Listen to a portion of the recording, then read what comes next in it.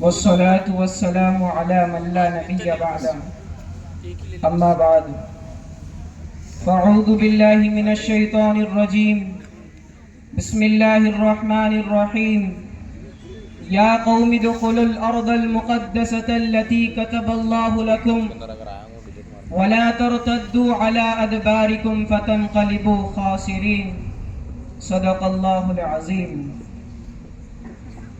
ملک ہاتھوں سے گیا ملت کی آنکھیں کھول گئی، حق ترا چشمے عطا کر دست غافل در نگر، مومیائی کی گگائی سے تو بہتر ہے شکست، مورے بے پر حاجت پیشے سلیمان مبر، رب تو ضبط ملت بیضاہ مشرق کی نجات، ایشیا والے ہیں اس نقطے سے اب تک بے خبر، ایک ہو مسلم حرم کی پاسبانی کے لیے، ایک ہو مسلم حرم کی پاسبانی کے لیے، نیل کے ساحل سے لے کر تا بقا کے کاشغر، تا خلافت کی بنا دنیا میں ہو پھر استوار، لا کہیں سے ڈھونڈ کر اسلاف کا قلب و جگر، ایک نہ شناسی خفیرہ از جلی ہوشیار باش، اے گرفتار ابو بکر و علی ہوشیار باش.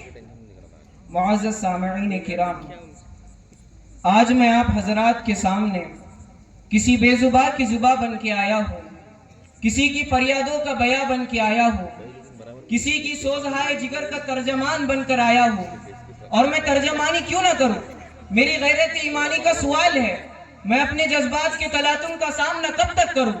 وہ درد بھری آہیں، وہ گونجتی ہوئی سسکیاں، وہ بارودی فضا، وہ خون شباب سے لت پت مٹی، وہ نوخیزوں کا قبرستان، آخر میں کب تک چشم پوشی کرتا؟ میں کہاں تک خاموش بیٹھتا؟ میں تو ضبط کیے بیٹھا تھا، مگر میرا ضبط تب ٹوٹا جب میرے کانوں سے لرزتی ہوئی فریادیں ٹکراتی ہیں اور ایک بھررائی ہوئی آواز آتی ہے کہ او مسلمانان عالم، او ملت بیضا، او اہل عرب و عجم، سنو سنو، میں ارض فلسطین، جی ہاں میں وہی جس کا تعارف بزبان قرآن سورہ مائدہ میں الارض المقدسہ ہے، سورہ اعراف میں التی بارکنا فیہا ہے، سورہ انبیاء میں الذی بارکنا حولہ ہے، سورہ اسراء میں الی الارض التی بارکنا فیہا للعالمین ہے، سورہ سبا میں القرى التی بارکنا فیہا قرآن ظاہرۃ وقدرنا فیہا السیر ہے، جس کا تعارف بزبان نبوی لا تشد الرحال الا الى ثلاثه مساجد ہے ولنعم المصلی ہے، جی ہاں میں وہی جس کا تعارف قدیم صحائف میں شہد اور دودھ کی زمین ہے،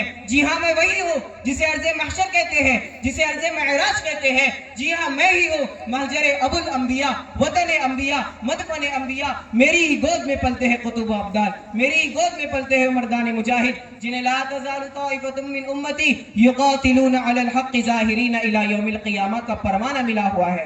میرے ہی خطۂ ارض میں پایا جاتا ہے تمہارا قبلہ اول، میں تمہارے دین و ایمان کا حصہ ہوں، میں تمہارا دل ہوں جس کے دھڑکنے سے تمہاری حیات ہے اور جس کے تھم جانے سے قیامت برپا ہو سکتی ہے. تم مجھے فراموش نہیں کر سکتے، مگر افسوس صد افسوس کہ تم نے مجھے فراموش کر دیا، تم نے مجھے ظالموں کے رحم و کرم پر چھوڑ دیا. 1 صدی ہونے والی ہے، میرا کوئی پرسان حال نہیں، میری آنکھیں کسی صلاح الدین ایوبی اور نور الدین زنگی کی منتظر ہیں، لیکن افسوس کہ صلاح الدین ایوبی کے وارث تو ناچ گانے، لہو و لعب، کرکٹ و فلم بینی میں مصروف ہے. انہیں میرا درد محسوس کرنے کی فرصت کہا. میرے ارد گرد آباد 57 ممالک، انہیں کیا ہو گیا ہے؟ یہ کیوں سمم بکم عمیٰ کا سراپا بنے ہوئے ہیں؟ کیوں مر گیا تمہارا سیاسی شعور؟ کیوں کھوکھلی ہو گئی تمہاری معیشت؟ کیوں تم غلامی کی زنجیر میں جکڑ گئے؟ شاید تم اپنی تاریخ، اپنی تحریب و تمدن اور اپنی روایات بھول چکے ہو.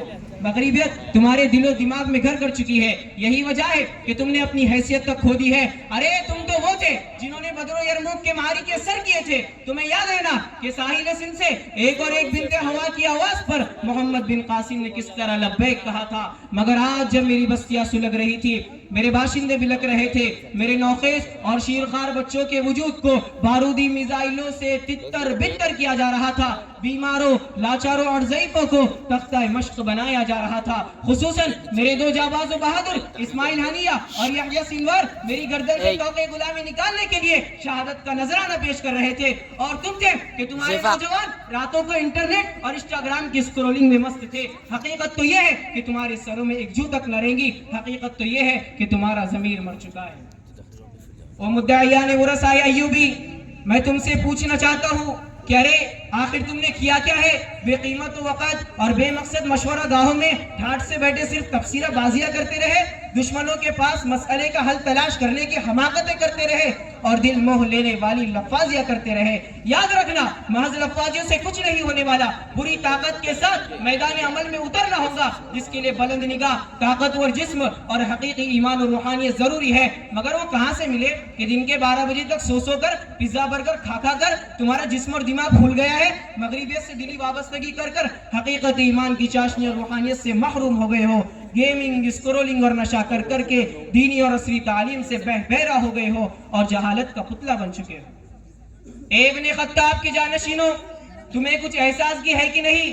در حقیقت تمہارا ان مکاروں کے پروڈکٹس کا استعمال کرنا میرے بچوں کا لہو پینے اور گوشت کھانے کے مترادف ہے۔ اب تک تو چلو بے شعوری تھی، مگر اب ان کا استعمال بالقصد کرنا یہ تمہاری بے غیرتی کی دلیل ہے۔ ان کی تہذیب اور کلچر کو اپنانا اور اسے دل میں ذرا سی بھی جگہ دینا یہ تمہارے بے ایمان ہونے کی تو کیا بلکہ کل انعام بل ہم اضل ہونے کی دلیل ہے۔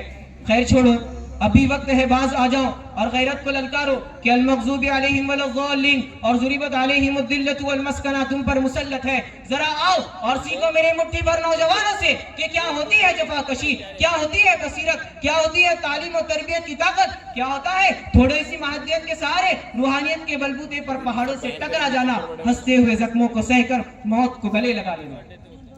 او غفلت زادو، اب بھی وقت ہے، او غفلت زادو، اب بھی وقت ہے، باز آ جاؤ، ورنہ شیخ احمد یاسین کے روحانی فرزند تو اپنی حق کی لڑائی لڑ ہی رہے ہیں اور لڑتے رہیں گے۔ تم ظاہری صلح سے خوش نہ ہو جاؤ اور ہم